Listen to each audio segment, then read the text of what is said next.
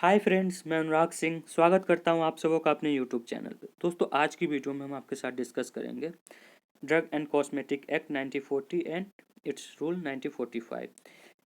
ये semester exam के point of view से भी काफ़ी इंपॉर्टेंट यूनिट है और कॉम्पिटिटिव एग्जाम में भी इस यूनिट से क्वेश्चन आते ही आते हैं। तो चलिए स्टार्ट करते हैं। Drug and cosmetic acts introduction. Friends, ये जो ड्रग एंड कॉस्मेटिक एक्ट है ये 1940 में सेंट्रल लेजिस्लेटिव असेंबली के थ्रू पास हुई थी और इसके रूल्स आए थे 1945 में। इसका जो ऑब्जेक्टिव है वो है to regulate the import, manufacturing and distribution and sales of drug and cosmetic. ये जो एक्ट है वो एप्लीकेबल होती है एलोपैथी सिस्टम ऑफ ड्रग्स पे, homeopathy, Unani and Siddha system के जितने भी ड्रग्स होते हैं इन सब पे ये एक्ट एप्लीकेबल है। अब हम इसके ऑब्जेक्टिव को देखें तो मेन ये है, फर्स्ट तो यही है कि ये रेगुलेट करती है import, manufacturing, distribution and sales of drug and cosmetic in the country.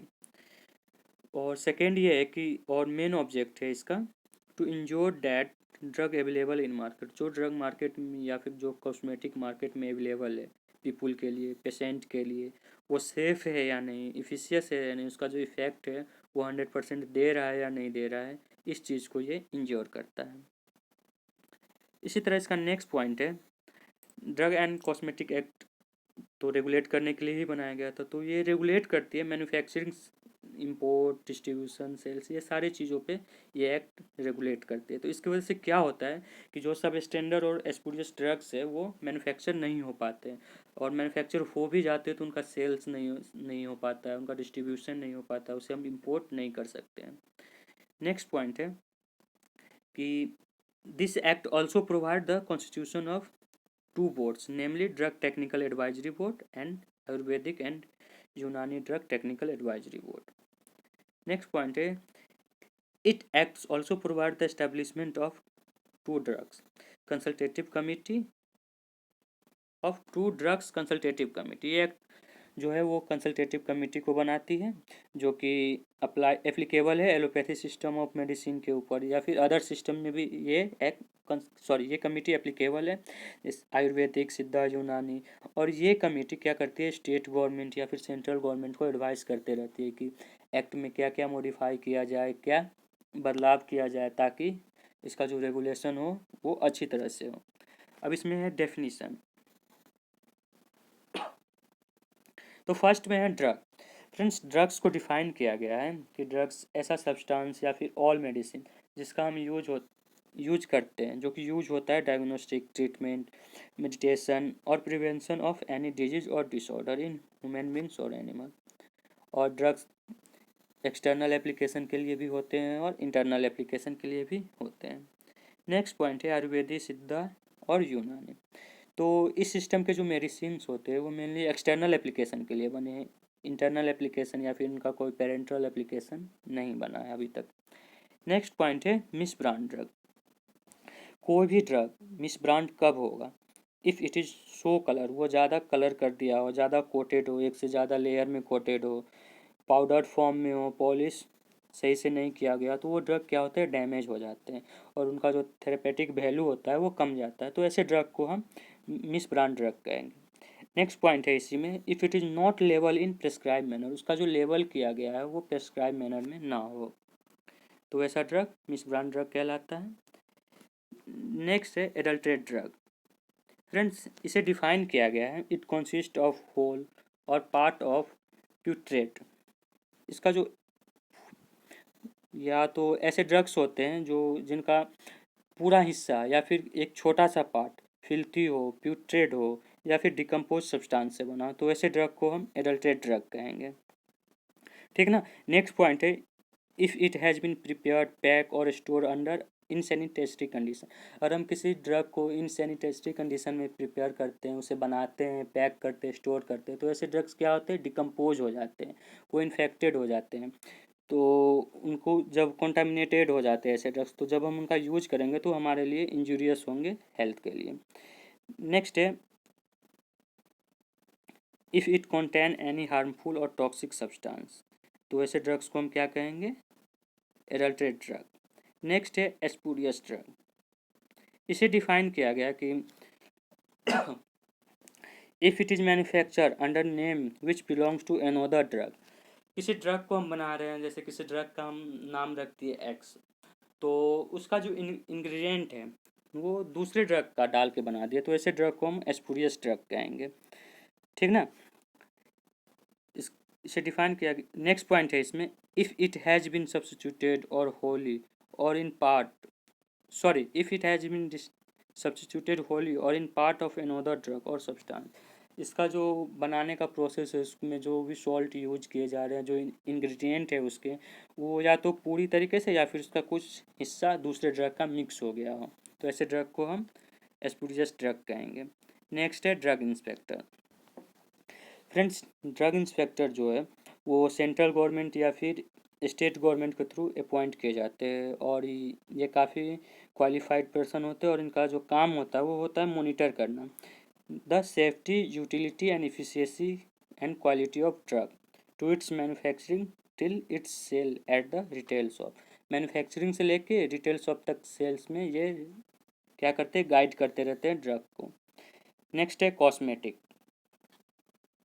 Friends, cosmetic को डिफाइन किया गया है ऐसा सब्सटेंस जिसका यूज ह्यूमन अपने बॉडी या फिर बॉडी के किसी पार्ट को, इस बॉडी या फिर बॉडी के किसी पार्ट पे अप्लाई करता है, या फिर क्लिनिकल पर्पस से हो, या फिर उसे ब्यूटीफुल दिखने के लिए हो, या फिर अट्रैक्टिव होने के लिए, तो ऐसे सब्सटेंस को हम कॉस्मेटिक कहेंगे।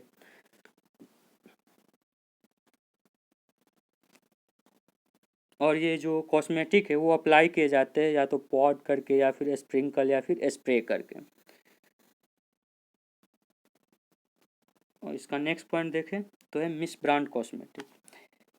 इसे डिफाइन किया गया है कि जो मिस ब्रांड कॉस्मेटिक होगी वो it's contain a colour which is not prescribe. जो कॉस्मेटिक का जो कलर होना चाहिए वो कलर नहीं हो, तो ऐसे कॉस्मेटिक को मिस ब्रांड कॉस्मेटिक कहेंगे। उसका लेवल प्रेस्क्राइब मैनर में नहीं हो तो फिर उसे मिस ब्रांड कॉस्मेटिक कहेंगे, स्पूरियस कॉस्मेटिक। नेक्स्ट पॉइंट है, इसे डिफाइन किया गया कॉस्मेटिक को बनाने के लिए जो भी इंग्रेडिएंट यूज करते हैं, जो वो अदर इंग्रेडिएंट मिक्स करके बना दिया गया, तो ऐसे कॉस्मेटिक को स्पूरियस कॉस्मेटिक कहेंगे। Drug store.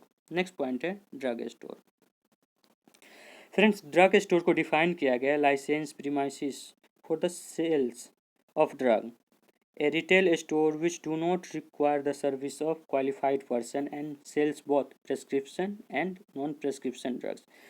ऐसा स्टोर जो कि लाइसेंस हो, प्रीमाइसिस हो, और उसमें जो ड्रग्स सेल किए जाते हैं वो प्रेस्क्रिप्शन वाले ड्रग्स भी होंगे और नॉन प्रेस्क्रिप्शन वाले ड्रग्स भी होंगे। और ड्रग स्टोर में काम करने वाला पर्सन ज़रूरी ही नहीं है कि वो क्वालिफाइड हो, अनक्वालिफाइड पर्सन भी उसमें काम कर सकते हैं। नेक्स्ट है फार्मेसी। फार्मेसी भी एक क्या है, ड्रग का स्टोर है, लेकिन इसमें कुछ लिमिटेशन है कि इसमें जो पर्सन काम कर रहे हैं वो वेल एजुकेटेड क्वालिफाइड होने चाहिए। जो ड्रग्स होंगे वो प्रेस्क्राइब मैनर वाले ड्रग्स ही इसमें अवेलेबल होंगे, और ये एक मैनर में, सारे ड्रग्स को एक मैनर में रखा गया, तो वैसे स्टोर को हम फार्मेसी कहेंगे। नेक्स्ट है गवर्नमेंट एनालिस्ट।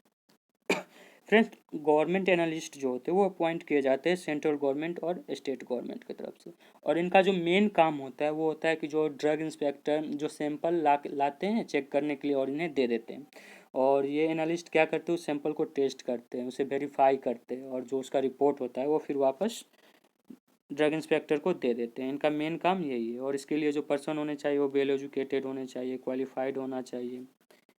इसी तरह है मैन्युफैक्चरर। इम्पोर्ट। इम्पोर्ट मीन्स होता है, means to bring into India.